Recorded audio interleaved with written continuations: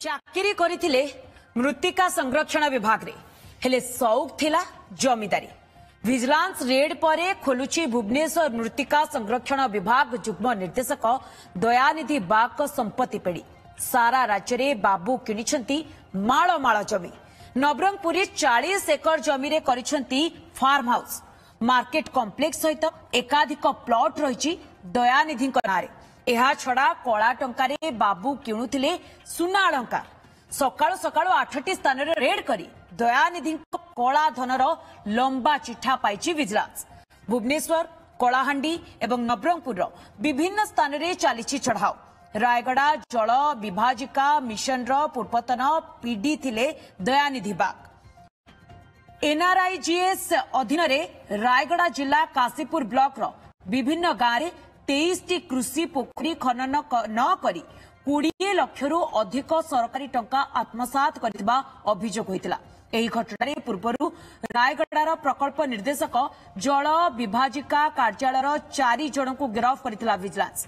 सेबे ठारू vigilance scanner रे रहितिले रायगड़ार वाटरसेड रो पूर्वतन पीडी दयानिधि बाग। तेबे आय बहिर्भूत संपत्ति ठूल अभियोग रे भवानीपाटनार स्वतंत्र विचारपति द्वारा जारी सर्च वारेंट बलरे तांको घर एवं अन्य स्थान रे रेड चलीछि।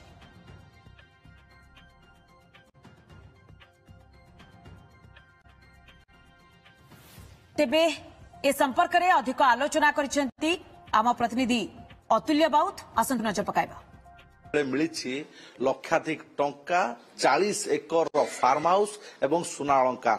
फोटो देखुंती जे फोटो रही से होती से जुग्म निर्देशक दयानिधि बाग जे कि जितेबाला नवरंगपुर रे दायित्व रही प्रोजेक्ट डायरेक्टर हिसाब से रही प्रकल्प निर्देशक भाव दायित्व तुलाउले से समय कड़े लंबा घोटाला करते ना आय बहिर्भूत संपत्ति ठूल भली लंबा अभियोग रही तार से अभियोग आधार आज विजिलेंस जो रेड कर देखुं आप टेबुल ऊपर सजा रही ए लंबा चेकबुक अर्थात पाखापाखि 7 ରୁ 8टी बैंक रो चेकबुक रही जो चेकबुक रे कहा जाउची जे अनेक टंका डिपोजिट खूब शीघ्र ए तथ्य सामना को आसीबो। ता बाद सुना अलंकार चेन ब्रेसलेट एवं सुना चूड़ी विजिलेंस हाथ में लगी।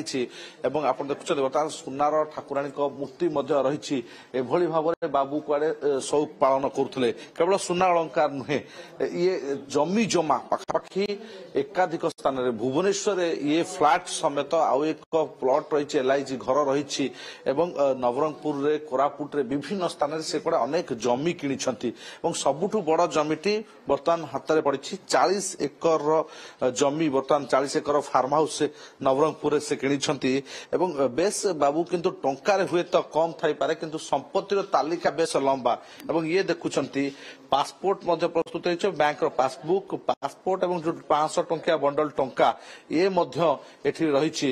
एको वर्तमान विजिलेंस रो गणति मनति चलीछि तेणु पाखापाखि सकाळू एक काल 8 स्थान रेड होछि विजिलेंस जेतिकी खोलुछि सेतिकी कुआडे बाबूको घरु वर्तमान बाहरुछि।